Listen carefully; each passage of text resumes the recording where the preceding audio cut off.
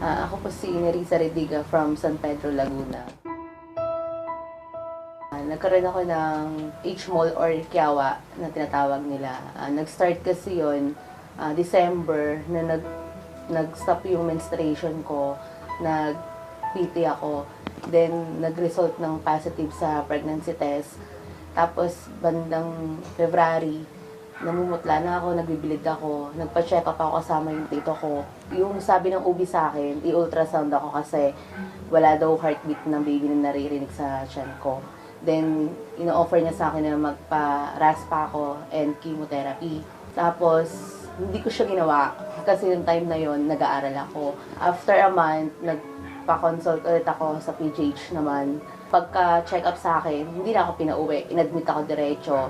Tapos after 30 hours, tinanggal na nga yung sa akin, H-mole. Then, nagstay ako doon ng 5 days. Tapos, gusto mangyari ng doctor another 5 days para sa chemotherapy. Ayaw namin ng chemo. Tapos, after 2 months, i-introduce sa akin ng tito ko yung magnetic napkin, yung sa long reach. Tinake ko siya ng 2 weeks. After nun, may lumabas na buong dugo sa akin. Tapos, nagdire-diretso yung bleed ko, para akong inaagasan. Pero wala akong nararamdaman na masakit sa akin or ano. After nun, nag-normal na yung menstruation ko. Hanggang sa naging regular na. Tapos, ulit ako, nag-stop na naman yung menstruation ko. So, nag-try ulit ako mag-PT, nag-positive siya ulit.